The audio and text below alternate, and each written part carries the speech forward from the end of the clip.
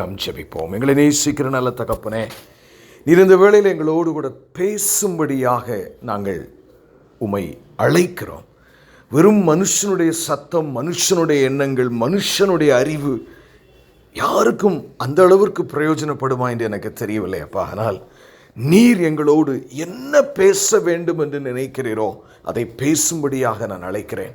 அதற்கு தடையாக ஆண்டவரே யாருடைய பாவம் இருந்தாலும் சரியப்பா, அது என்னுடைய பாவமோ யாருடைய பாவம் இருந்தாலும் எல்லாவற்றையும் உடைய இரக்கங்களின் நிமித்தமாய் நீர் மன்னிக்கும்படியாக ஜெபிக்கிறோம். எங்கள் இருதயத்தில் ஆண்டவரே ஒரு புது வாழ்வு கிடைக்கத்தக்கதாய், ஆண்டவரே எங்களுக்குள்ளே ஒரு மாற்றம் உண்டாகத்தக்கதாய், ஆண்டவரே உம்மேல் ஒரு அன்பு பயபக்தி உண்டாகத்தக்கதாய் நீர் எங்கள் ஆவி ஆத்தும சரீரத்தை திருத்தி அமைக்க வேண்டுமாய் உம்முடைய கரங்களிலே எங்கள் வாழ்க்கையை ஒப்புக் கொடுக்கிறோம். நீர் எங்களோடு கூட பேசும். மீட்பெரும் இரட்சகருமாகிய இயேசு கிறிஸ்துவின் மூலம் ஜெபம் கேளும் எங்கள் ஜீவனுள்ள நல்ல பிதாவே, ஆமேன். எனக்கு அருமையானவர்களே, ஒரு முக்கியமான காரியத்தை நாம் சிந்தித்து கொண்டிருக்கிறதை நீங்கள் அறிவீர். ஆமே, நாம் சிந்தனைக்காக நாம் சிந்தித்து கொண்டிருக்கிற முக்கியமான அந்த தலைப்பு, how God reveals his will. தேவன் தம்முடைய சித்தத்தை எப்படி நமக்கு வெளிப்படுத்துகிறார் என்பது மிக முக்கியமான ஒரு தலைப்பை நாம் சிந்தித்து கொண்டிருக்கிறோம். ஏற்கனவே இதில் 3 செய்திகளை நாம் கேட்டிருக்கிறோம். இன்றைக்கு 4வது செய்தியாக அதை நாம் கேட்க இருக்கிறோம். ஆகவே இது கர்த்தருடைய வார்த்தை. மிக மிக கவனத்தோடு நீங்கள் கேட்கும்படி கர்த்தருடைய நாமத்தினாலே உங்களை அழைக்கிறேன். நம் இந்த தலைப்பிற்கு ஆதார மூல வசனம் மத்தேயு 7ஆம் அதிகாரம் 21ஆம் வசனம். மத்தேயு 7ஆம் அதிகாரம் 21ஆம் வசனம். பரலோகத்தில் இருக்கிற என் பிதாவின் சித்தத்தின்படி செய்கிறவனே பரலோக ராஜ்யத்தில் பிரவேசிப்பானே அல்லாமல் என்னை நோக்கி கர்த்தாவே கர்த்தாவே என்று சொல்லுகிறவன் அதில் பிரவேசிப்பது இல்லை. ஹல்லேலூயா. என்னை நோக்கி கர்த்தாவே கர்த்தாவே என்று சொல்லுகிறவன் அதில் பிரவேசிப்பதில்லைங்கிறார். அதான் என்ன சொல்கிறாருன்னா, நீ என்றைக்கு ரட்சிக்கப்பட்டாயோ அந்த ரட்சிப்பின் காரியமே என்ன என்றால், இனி நான் அல்ல, மை டிசைர்ஸ். இன்னைக்கு நிறைய நேரங்களிலே பிரியமானவர்களே, எவ்வளவுதான் நாம் ஆண்டவரை அறிந்திருந்த பொழுதிலும், ஆவியிலே நிறைந்திருந்த பொழுதிலும், ஊழியங்களை செய்த பொழுதிலும், என் காரியங்களுக்காக என்பதை தான் நாம் மையப்படுத்தி வாழ்கிற ஒரு சூழ்நிலை இன்றைக்கு அநேகருக்கு இருக்கிறதை நாம் பார்க்கிறோம். ஆனால் ஒரு உண்மையான கிறிஸ்தவ வாழ்க்கை என்ன என்றால், நான் செத்து விட்டேன், நான் இன்றைக்கு உயிரோடு இருப்பதே என் கர்த்தருடைய சித்தம், அவருக்காக நான் எதையும் விட்டு கொடுப்பேன், அவருடைய மேன்மைக்காக எதையும் நான் விட்டு கொடுப்பேன் என்று சொல்லி தியாகமுள்ள ஒரு இறை வாழ்க்கை வாழும்படியாய் கர்த்தர் உங்களையும் என்னையும் அழைத்திருக்கிறார். அப்போ இதில் ரொம்ப அழகான அந்த வசனத்தை நம்ம ஒரு மையத்தில் ஒரு வார்த்தையை அழுத்தமாக பார்த்தா அதில் பாருங்களேன், பரலோகத்தில் இருக்கிற என் பிதாவின் சித்தத்தின்படி செய்கிறவனே. ரொம்ப ஆழமாக இருக்குது. சும்மா நீ நான் அதை செஞ்சேன் இதை செஞ்சேன். a day will come, we all will be judged. விசுவாசிகள் எல்லாரும் நியாயம் தீர்க்கப்பட இருக்கிறோம் பிரியமானவர்களே. அப்போ கர்த்தருடைய சித்தம், இது 3 பகுதிகளாக நாம் பார்த்து கொண்டிருக்கிறோம். முதல்ல இதுக்கு ஒரு இன்ட்ரோடக்ஷன் பகுதியாக பார்த்தோம். அதற்கு பின்பு எப்பொழுது கர்த்தர் அவருடைய சித்தத்தை நமக்கு வெளிப்படுத்துகிறார் என்றும், வருகிற காலங்களிலே எப்படி அவர் தம்முடைய சித்தத்தை நமக்கு வெளிப்படுத்துகிறார் என்பதை குறித்தும் நாம் சிந்தித்து கொண்டிருப்போம். இன்றைக்கி ஒரு இன்ட்ரோடக்ஷனில் ஒரு சின்ன ஒரு காரியத்தை உங்களுக்கு சொல்லிவிட்டு நாம் எப்பொழுது அவர் நம்முடைய சித்தத்தை வெளிப்படுத்துகிறார் என்று நாம் ஏற்கனவே 2 காரியங்களை பார்த்துருக்கிறோம். அதை லேசாக டச் பண்ணிவிட்டு நம்ம மிச்ச காரியங்களை பார்ப்போம். எனக்கு அருமையானோட சித்தம் என்பது ஒரு ஆழமான ஒரு டாக்ட்ரினல் சப்ஜெக்ட். ஆமென். இயேசு கிறிஸ்து, அதாவது தெய்வத்தினுடைய தற்சொரூபம், அவர் பூமியில் வந்த பொழுது கூட மூச்சுக்கு 300 தடவை என்று சொல்வார்கள் அல்லவா நம்முடைய மொழியிலே, பிதாவின் சித்தம் பிதாவின் சித்தம் பிதாவின் சித்தம். அவருக்கு பயங்கரமான சிலுவை மரணம், அவருக்கு வருகிற அவமானங்கள் வருகிற அப்படி கொடூரமான சமயத்தில் கூட பிதாவே உம்முடைய சித்தம் தான் அவர் ஜெபம் பண்ணுறாரு. இந்த பாத்திரம் என்னை விட்டு நீங்கள் குடுமானால் சொன்னாலும், ஆயினும் என் சித்தப்படி அல்ல உம்முடைய சித்தப்படியே ஆக கிடக்கு. எனக்கு அருமையானவர்கள், இன்றைக்கு உங்கள் வாழ்க்கையை எல்லோரும் நீங்கள் கொஞ்சம் சீர்தூக்கி பாருங்கள். உங்களுடைய ப்ரியாரிட்டி என்ன கிறிஸ்டியன் லைஃப்பில் கேளுங்களேன். சிலருக்கு நான் ஊழியம் செய்ய வேண்டும் அப்படி ப்ரியாரிட்டி இருக்கும். சிலருக்கு நான் துதித்து பாட வேண்டும் இருக்கும். சிலருக்கு ஒருவேளை காணிக்கை கொடுக்க வேண்டும் என்று இருக்கலாம். சிலருக்கு எதையாவது ஆர்கனைஸ் பண்ண வேண்டும் என்று இருக்கலாம். என்ன இருக்கிறது பிரியமானவர்களே? What is your priority? சிலருக்கு வந்து நான் அநேக ஆசீர்வாதங்களை, வாக்குத்தத்தத்தை கிளைம் பண்ணி அநேக ஆசீர்வாதங்களை நான் வாங்க வேண்டும். ஒரு சிலருக்கு நான் அதிக ஆயுசோடு வாழ வேண்டிய பிள்ளைகளின் பிள்ளைகளை காண வேண்டும். What is your priority? What is your priority? சொல்லுங்கள் பிரியமானவர்களே, வாட் இஸ் யுவர் ப்ரியாரிட்டி? ஒரு வீடை வாங்கிவிட்டேன், இன்னொரு வீடு வாங்க வேண்டும்.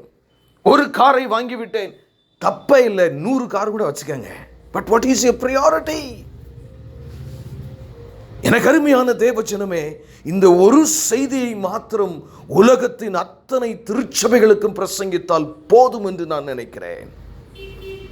என் அப்பன் இயேசு என் வாழ்க்கையிலே என்ன செய்ய சித்தம் கொண்டிருக்கிறாரோ அது முழுமையாக என் வாழ்க்கையிலே நிறைவேற வேண்டும். அதற்காக நான் எந்த தியாகத்தையும் செய்ய தயாராய் இருக்கிறேன் என்று மன உறுதியோடு வாழ்கிறவர்கள் மாத்திரமே கிறிஸ்தவர்கள். பிரியமானவர்களே, மிச்ச எல்லாருமே கர்த்தாவே கர்த்தாவே என்று கூப்பிடுற ஆட்கள். ஹல்லேலூயா. Be careful. 10 கன்னிகைகளை குறித்து வேதாகமம் சொல்கிறது. பாதி பேர் போலங்க உள்ள. 50% didn't make it. அவர் சொல்லுகிறார், குறுகலான பாதை வழியாய் செல்ல முற்பிரவேசியுங்கள். அதில் பிரவேசிப்பவர்கள் சிலர். அந்த சிலருக்குள் நீங்கள் இருக்கிறீர்களா? ஏன்னா there is a broader sense. இன்னைக்கு பார்த்தீங்கன்னா சபைக்குள்ளேயே உலகம் தான் உட்கார்ந்துட்டு இருக்கு உள்ள. அந்த வேல்யூஸ் தான். நிறைய காரியங்கள் நான் சொல்லிக்கொண்டே போகலாம் பிரியமானவர்களே, அதற்கு நேரம் இல்லை. ஆனால் ஒன்றே ஒன்றை ஆவியானவர் உங்களை கேட்கிறார். என் மகனே, என் மகளே, என் சித்தத்தை செய்வதற்காக எதை வேண்டுமானாலும் இழக்க நீ தயாராய் இருக்கிறாயா என்று கர்த்தர் கேட்கிறார். ஹல்லேலூயா. எனக்கு அருமையான தேவஜனமே, நம்ம ஏற்கனவே பார்த்தோம். ஏமி கார்மைக்கல் அம்மையாருடைய வாழ்க்கையில பார்த்தீங்கன்னா 7 குழந்தைகள் அவங்க வீட்டில். தகப்பனாரை காணோம். இவங்க தான் முன் இருந்த அந்த தாயோடு 7 பின்னாடி இருக்கிற 6 குழந்தைகளை வளர்க்க வேண்டும். மிக அழகானவர்கள். எவ்வளவு கற்பனை திருமணம் செய்ய வேண்டும் என்று இருந்ததோ நாம் அறியோம் பிரியமானவர்கள். ஏன்னா ஆண்டவர் ஒரு நாள் வந்து சொன்னார், நீ திருமணம் முடிப்பது என்னுடைய சித்தம் அல்ல மகளே, எனக்காக உன் வாழ்க்கையை தத்தம் செய்து இந்தியாவுக்கு போவாயா என்று கேட்டார். சம்டைம்ஸ் இட் மே பி டஃபரா. எல்லாரும் எப்பவுமே இயேசு கடினமானதை தான் நம்ம வாழ்க்கையில் திணிப்பார் என்று தவறாயும் நாம் நினைத்து கொண்டிருக்கிறோம். அப்படி அல்ல. நிறைய நேரங்கள் என்னுடைய வாழ்க்கையில் அவர் அந்த ரோப்பை என் கையில் பிடிச்சிருக்க வரைக்கும் தான் எனக்கு பிரச்சனை. அவர் கையில் கொடுத்த பின்னாடி நான் நிம்மதியாகவும் இருப்போம், அதே சமயத்தில் ஆசீர்வாதமாகவும் இருப்போம். ஆனால் ஒரே ஒரு கேள்வி இன்றைக்கு ஆவியானவர் கேட்கிறார். என் மகளே, வாட் இஸ் யுவர் ப்ரையாரிட்டி? நீ ஏன் என்னை தேடுகிறாய் என்றே கேட்கிறார். Why? என் சித்தம் செய்வதற்கு நீ ஆயுத்தமா என்று உங்களை கர்த்தர் கேட்கிறார். In your family situation, in your job situation, in your painful situation, are you willing to do his will? 2 சித்தம் இருக்குங்க. அது லேசா டச் பண்ணிட்டு என்னுடைய பாயிண்ட்டுக்குள்ள போக நான் விரும்புகிறேன். 2 சித்தம் இருக்கு. The perfect will of God ன்னு ஒன்று இருக்கு. அதுதான் வேதத்தில் நம்ம ஜெனரல் வில் ஆஃப் காட்னு சொல்லி நமக்கு வெளிப்படுத்தப்பட்டிருக்கிறது. யோவான் 14ஆம் அதிகாரம் 23ஆம் வசனத்தில் நீங்கள் பார்த்தா தெரியும். அவருடைய வசனத்தின்படி வாழ்கிறவர்களுக்கு தான், என்னை நேசிக்கிறவர்கள் அவர்களோடு நாங்கள் வந்து வாசம் பண்ணுவோம் இருக்கோம். இன்னொன்று வந்து பார்த்தீங்கன்னா the permissive will of God இருக்கு. the perfect will of God and the permissive will of God. the permissive will of Godனா ஒருவேளை நான் அது எவ்வளவு தூரத்துக்கு விளக்கி தமிழில் சொல்ல முடியும் என்று எனக்கு தெரியும். ஆகவே நான் ஒரு முன் உதாரணத்தை நான் உங்களுக்கு சொல்லுகிறேன். மனாசே என்று ஒரு ராஜா இருந்தான். அதனுடைய தகப்பன் யாரு? எசேக்கியா ராஜா. எசேக்கியா ராஜா வியாதிப்பட்டிருக்கும் பொழுது தேவன் அவனுக்கு சொன்னார், உன் வீட்டு காரியத்தை ஒழுங்குபடுத்து, நான் உன் பிதாக்களோட நித்திரை செய்ய போகிறேன், நீ என்னிடத்தில் வரப்போகிறாய், நீ எல்லாத்தையும் ஒழுங்குபடுத்தினோடனே இவன் முகம் புக்குறமா செவத்து பக்கம் திரும்பி தேம்பி இல்லை எனக்கு சாகவே மாட்டேன், எனக்கு ஆயுஸ் நாளை கூட்டி கொடுங்க, நான் சாகக்கூடாது, நான் குணமாகணும் கதறினான். ஆண்டவர் கேட்டு உடனே அந்த தீர்க்கதரிசியை அனுப்பி, போடா நீ போய் அவனை ஆயுஸ் நாளுக்கு 15 வருஷம் கூட்டிட்டேன்னு சொல்லினார். இந்த கூட்டுனது permissive will of God, not a perfect will of God. ஏன் சொல்கிறேன்னா, இந்த 15 வருஷத்தில் அவனுக்கு ஒரு குமாரன் பிறக்கிறான். அவன் எக்ஸ்டெண்டட் லைஃப்பில் அவன் பேர் தான் மனாசே. அவனை மாதிரி ஒரு அயோக்கிய ராஜா எருசலேமில் இருந்ததில்லை. நல்லா யோசிங்க. நான் ஒரு சமயம் எகிப்து தேசத்திலே அந்த ரெட் சி ரிசார்ட்டில் நான் தங்கியிருந்தேன். அப்பொழுது என்னோடு ஒரு பெரியவர் சென்னையிலிருந்து வந்திருந்தார். அப்போ அவர் ஒரு காரியத்தை சொன்னார். கவனமாய் கேளுங்கள் பிரியமானவர்களே. அவர் எழுந்து நின்று தன்னை அறிமுகம் செய்ய முடியும். பெரியவர்களே, நீங்கள் எல்லாரும் ஆண்டவரை அறிந்திருக்கிறீர்கள், ரொம்ப சந்தோஷம். ஆனால் ஒரு காரியத்தை உங்களுக்கு எச்சரிக்கிறேன். நீங்கள் கர்த்தரிடத்தில் ஒரு காரியத்தை ஜெபத்திலே வைக்கும்போது மிக ஜாக்கிரதையாயிருங்கள். அநேக சமயத்திலே அவர் அதை கொடுத்து விடுவார். பின்பு அந்த வேதனையை நீங்கள் தான் அனுபவிக்க வேண்டும். ஆகவே பூரண சித்தத்தின்படியே ஆண்டவரிடத்தில் கேளுங்கள், தவறாக கேட்டு விடாதிருங்கள் என்று சொன்னார். இதை உங்களுடைய கண்ணோட்டத்துக்கு இதனுடைய காரியத்தை நான் இன்னும் ஆழமாக விளக்கி சொல்ல நான் விரும்பவில்லை. ஆகவே நீங்கள் அவருடைய சித்தத்திற்கு உங்களை அர்ப்பணிக்க வேண்டும். அல்லேலூயா. ஸோ ஒருவேளை உங்களை சாதாரண 2 குழந்தைக்கு தாயாக இருந்து அதை பார்த்துக்கிட்டு இருக்கிறது மட்டும் தேவ சித்தமாக இருந்தால் அதை மட்டும் நீங்கள் பார்த்தாலே போதும், வேறு ஒன்றுமே செய்ய வேண்டாம், ஊழியம் கூட செய்ய வேண்டிய அவசியமே இல்லை. உங்களை வியாபாரம் பண்ணுகிறதற்கென்று தேவன் அழைத்திருந்தால் அதை மாத்திரம் இல்லை, 2 தொழில் நீ செய்யணும்னு சொல்லியிருந்தா எதுவோ தேவ சித்தம். ஏன்னா தெளிவாக உங்களுக்கு தெரியணும். எனக்கு அருமையானவர்களே, என்னுடைய வாழ்க்கையில் சொல்லப்போனால் நான் பல காலம் வேலை இல்லாமல் நான் ஜெபித்து கொண்டே இருந்தேன். ஒரு நாள் நான் மதியான வேளையில் சற்று ஓய்வு எடுத்து கொண்டிருக்கும் பொழுது ஒரு பரம தரிசனத்தை கண்டேன். அதில் பார்த்தீங்கன்னா அந்த பழைய ஃபியட் கார் ஒன்று, உங்களுக்கு இப்போ சின்னவங்களாக இருந்தால் தெரிஞ்சிருக்காது. அது அப்படி ரிவர்ஸில் ஒரு லைட் க்ரீன் கலரில் இன்னும் still is vivid in my memory. நான் இருக்கிற வீட்டின் முன்னாதாக அப்படி நிற்கிது. பின்னாடி பார்த்தீங்கன்னா அந்த நம்பர் பிளேட்டில் நான் வேலை பார்க்கிற ஒரு நிறுவனத்தின் பெயர் அதில் எழுதியிருந்தது. என்னை யாரோ தொடையில் தட்டின மாதிரி இருந்துச்சு. அப்போ நான் நேராக எங்கள் அம்மா பாத்திரம் விளக்கிட்டு இருந்தாங்க. மதியானம் 3 மணி இருக்கும். ஏமா எனக்கு இந்த நிறுவனத்தில் தான் வேலை கிடைக்க போகிறதுன்னு சொன்னேன். போடா இப்படி தான் எதையாவது சொல்லுவேன், முதல்ல கிடைக்கிட்டேன் அப்புறம் பார்ப்போம் அப்படின்னாங்க. நான் அதில் கிட்டத்தட்ட 30 வருஷங்கள் வேலை பார்த்தேன் பிரியமானவர்களே. ஒரு குழப்பம் இல்லை, ஒரு பிரச்சனை இல்லை. என்ன பிரச்சனை இல்லை? தேவனே என்னை இந்த நிறுவனத்துக்கு அனுப்பி, நான் முழு நேர ஊழியத்துக்கு தான் அப்படி உச்சங்காலில் நின்றுக்கிட்டு இருக்கேன். அதற்கென்று என்னை அர்ப்பணித்து ஃபுல் ட்ரைனிங்கில் இருந்தேன். நான் அப்பொழுதே ஃப்ளூவெண்ட்டாக நான் இங்கிலீஷில் பிரசங்கம் பண்ணுவேன். God changed my direction. 180 degree வண்டி அப்படியே திருப்பினார். சந்தோஷமாக நான் ஏற்றுக்கொண்டேன். ஆனால் ஒரு நாள் வரும்போது அந்த வேலையை விட்டுறான்னாரு. அல்லேலூயா. அப்பவும் நான் கேட்டேன், ஆண்டவர் இவ்வளோ பேருக்கு இந்த இடத்துல சுவிசேஷம் சொல்லி கொண்டிருக்கிறேனே, எனக்கு பெரிய ஃபைனான்ஷியல் லாஸ் ஆகுமே, நான் சொல்கிறேன் விடுன்ட்டாரு. விட்டேன். எனக்கு அருமையானவர்களே, வாட் இஸ் யுவர் டிசிஷன்? உங்கள் அப்பா உங்களை கைவிட்டு விடுவார் என்று நினைக்கிறீர்களோ பிரியமானவர்களே? அவர் எதை உங்களுடைய வாழ்க்கையில செய்ய சொல்லுகிறாரோ அதற்கு முழு ப்ரொவிஷனையும் அவர் கொடுப்பார். When God wants you to do something, He will provide you. அவர் வீடு கட்டுனா அது கட்டுறதுக்கு உதவி செய்வார். கார் வாங்குன்னு சொன்னா உதவி செய்வார். ஊழியத்துக்கு போன்னு சொன்னா God will do it. நான் ஒண்ணுங்க, அவர் உங்களை ஆசீர்வதிப்பதற்கு முன்பதாக என் மகன் நான் எது சொன்னாலும் செய்வானா என்பதை எக்ஸாக்டா பிசிக்கி பார்த்து கண்டுபிடிச்சிருவாருங்க. நமக்கு சொல்லிக் கொடுப்பாரு.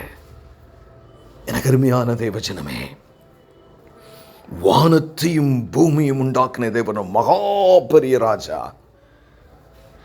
பிசாசானவன் அந்த சபையிலே தன்னை உயர்த்த அவன் மனதில் நினைத்தவுடனே அவனோடு சேர்ந்த ஒரு பெரிய கூட்டத்தையே பரலோக ராஜ்யத்திலிருந்து ஒரு செகண்ட்ல வெளியே தள்ளின எவ்வளவு பெரிய தேவன் என்று பாருங்கள்.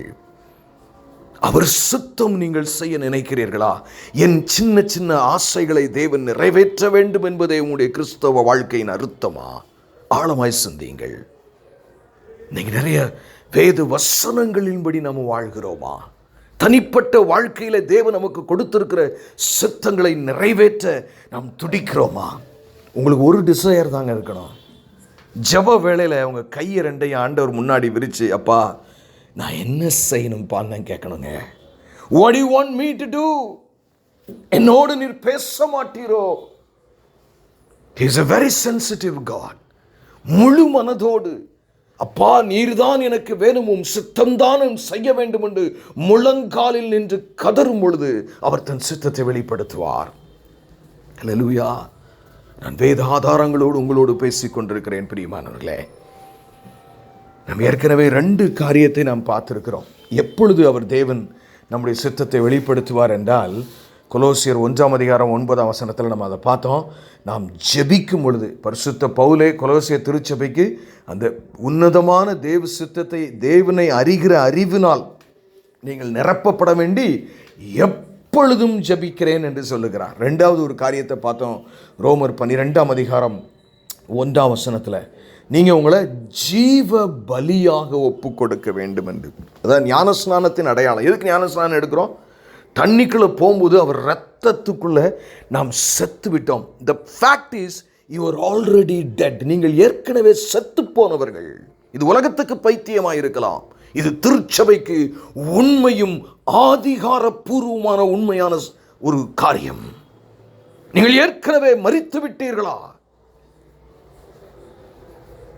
என்னையா இது புதுசா இருக்கு?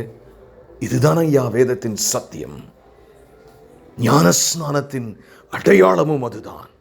ஒரு பலி செலுத்தின ஆடு அதுக்கப்புறம் அது பாட்டுக்கு மேன்னு கத்திட்டு போகாது.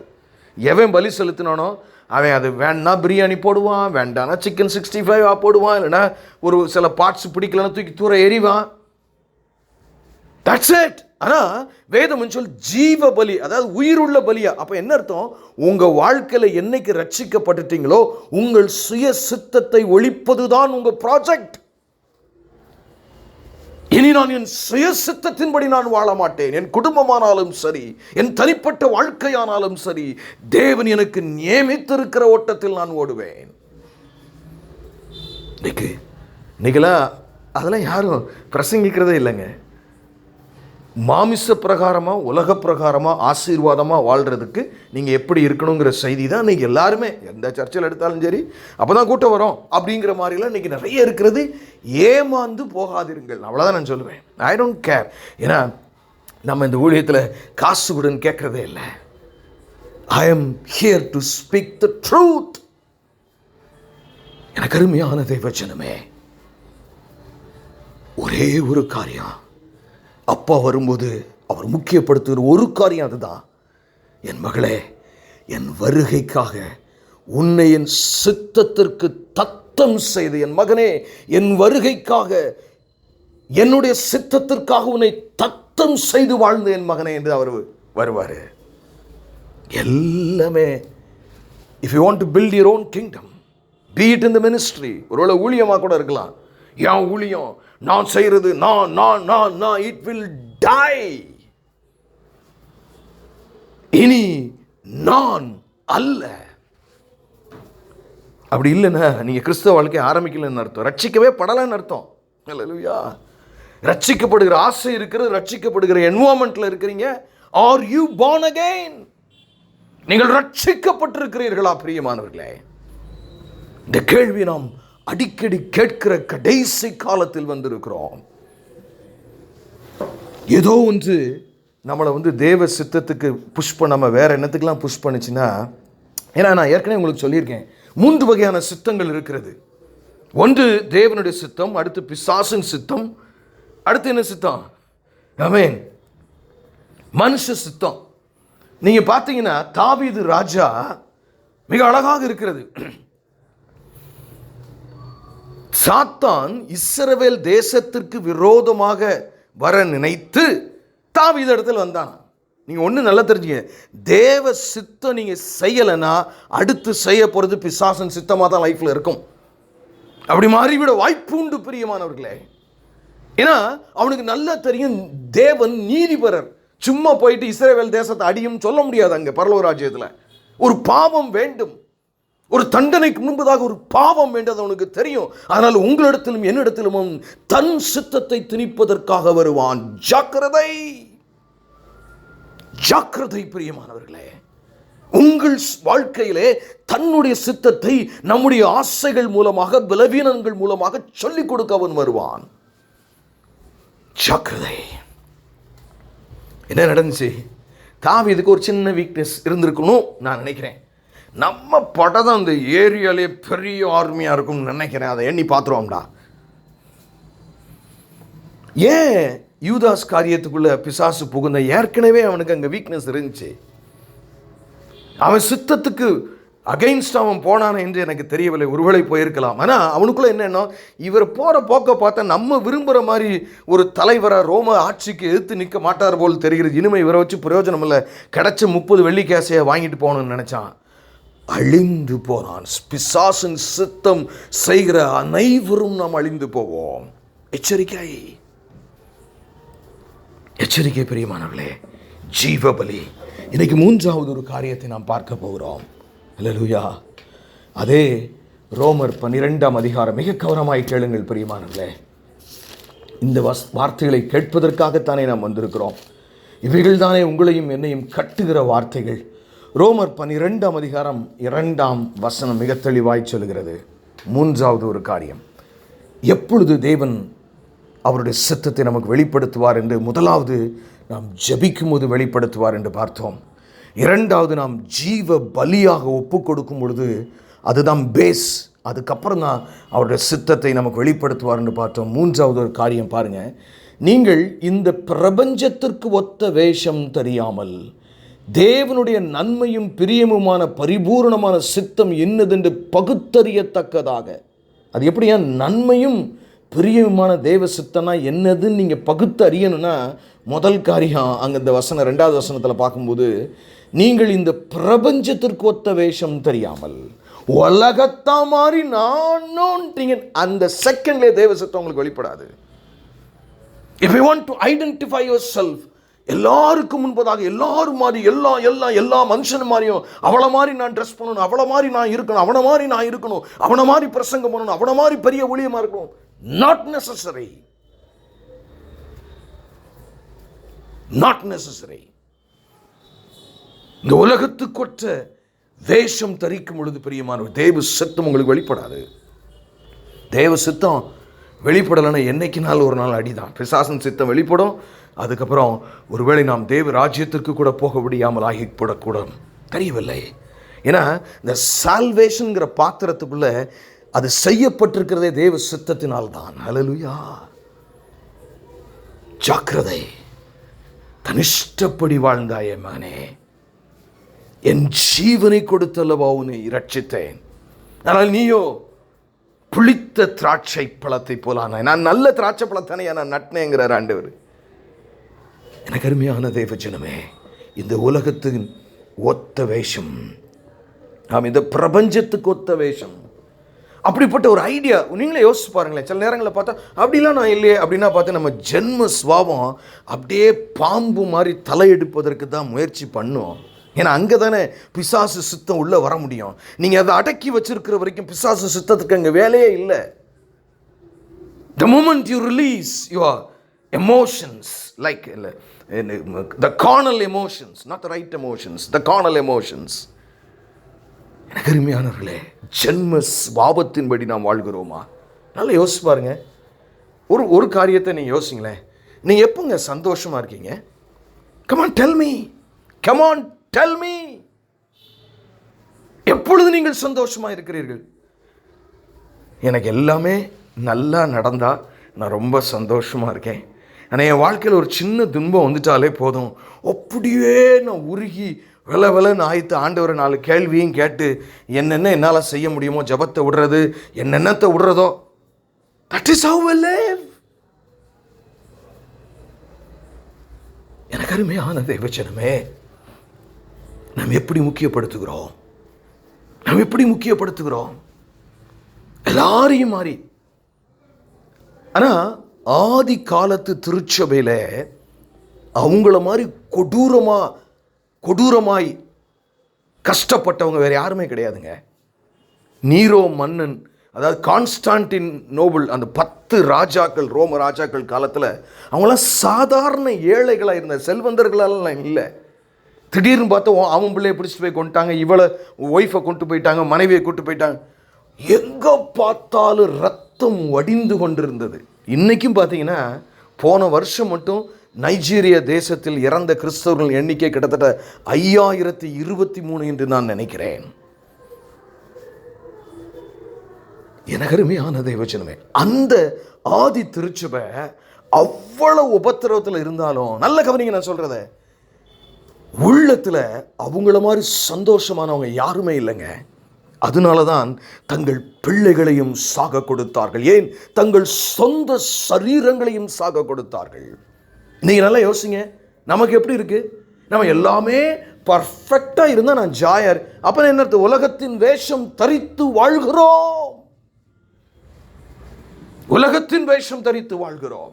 When everything is perfect, I will be peace. No, that is not Christian life. When everything is against me, I can live in peace and joy. எல்லாம் எனக்கு விரோதமாய் வரும் பொழுதும் நான் சந்தோஷமும் சமாதானமாய் என்னால் இருக்க முடியும். எப்பங்க அவர் சித்தம் உங்களுக்கு வெளிப்படும்? ஏன் வெளிப்படலை? எங்கெங்க இயேசு கிறிஸ்து சொல்றாரு எங்கிட்ட, எங்களுக்கு என்னங்க வெளிப்படுது? நியாயமானது. நீங்கள் அப்படி ஒருவேளை எங்களுக்கு நீங்கள் இவ்வளோ தூரத்துக்கு எல்லாம் சொல்கிறீங்க, ஆனால் எங்களுக்கு எப்போ வெளிப்படுது படலையேன்னு சொன்னால், ஏன்னா நம்ம இந்த பிரபஞ்சத்துக்கு ஒத்த வேஷம் தெரியாமல், அது தரிச்சிக்கிட்டு இருக்கிற வரைக்கும் தெரியாது. இன்றைக்கு ராத்திரியிலே நாம் யாவரும் நம்மை சீர்தூக்கி பார்ப்போம். ஒருவேளை பேசுகிற நானும் சரி, நான் இந்த உலகத்துக்கு ஒத்த வேஷம் தரிக்கிறவனாய் நான் இருக்கிறேனா? இல்லாவிட்டால் என் ஒரே மூச்சு இயேசுவின் சித்தம். பாருங்களேன், ஒரு ஏமி கார்மைக்கல் ஒரு வெறும் பொம்பளைங்க.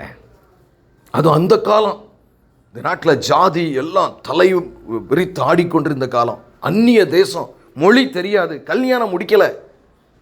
இந்த அம்மாவுடைய எஸ்டாப்ளிஷ்மெண்ட் இன்னைக்கு போய் பார்த்தாலும் ஆச்சரியமாக இருக்கிறது. அவர்கள் எழுதுகிற புத்தகங்களை படித்து பாருங்கள், யோசிச்சு பாருங்க. அவ்வளவு டெடிக்கேட்டடாக வந்த அந்த ஏமி கார்மைக்கல் அம்மையாருடைய கடைசி 24 வருஷங்கள் அவங்க பெல்விக் போன் உடஞ்சி கட்டிலேயே தான் 4 பேர் தூக்கிட்டு போய் ஊழியம் செஞ்சாங்க. ஒரு பிள்ளையை தத்தெடுப்பதற்காக போகும்பொழுது வண்டி குடம் சாய்ந்து அது அச்சு ஆணி முடிஞ்சு கீழே விழுந்து அவங்க இடுப்பில் அடிபட்டு she was paralyzed. ஒரு நாள் கூட அவங்க துன்பமாக சொல்லலை, என்ன ஆண்டவரேன்னு கேட்கல, இது உங்களுடைய சித்தம் ஐயா அப்படின்னு சொல்லி அந்த உபத்திரவத்தில் சில புஸ்தகங்கள் எழுதியிருக்காங்க, வாங்கி படிங்க. எனக்கு அருமையானவர்களே, அந்த காலத்து போதனைக்கும் இன்றைக்கு சபைகள் இருக்கிற போதனையும் பார்த்து இது என்னமோ போலி போல் தெரிகிறது. ஏன்?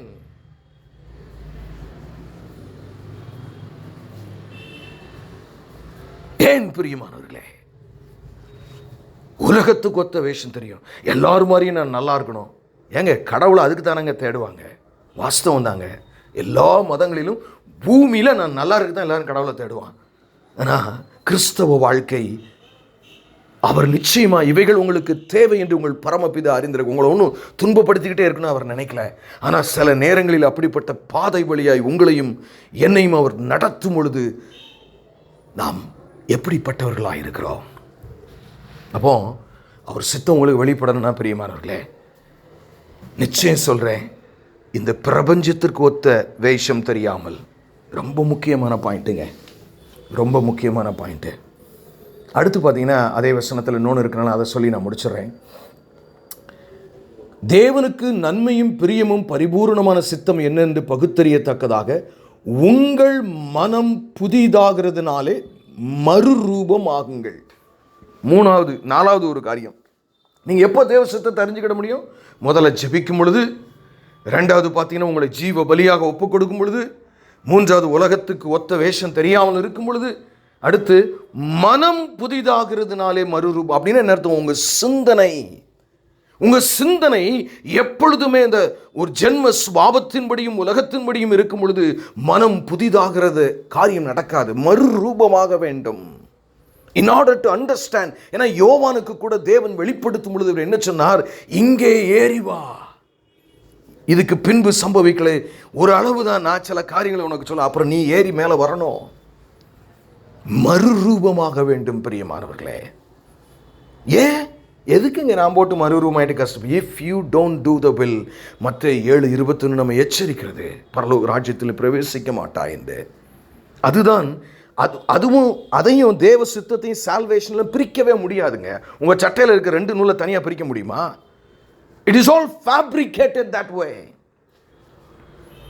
மறுரூபம் தேவ சிந்தையில் நீங்கள் வாழ வேண்டும். அவரோடு ஒரு கம்யூனிகேஷன்ல, ஹல்லேலூயா, அவரோடு உள்ள தொடர்பில் நாம் வாழ்ந்து கொண்டே இருக்க வேண்டும். கண்களை மூடி நாம் ஜெபிப்போம். எங்களை நேசிக்கிற நல்ல தகப்பனே, தேவ சித்தம் எவ்வளவு முக்கியமானது எங்களுக்கு கற்றுக் கொடுத்து கொண்டிருக்கிறீர் ஆண்டவரே. இன்றைக்கு ஒரு 4வது செய்தியாக இதை கொடுத்திருக்கிறீர்.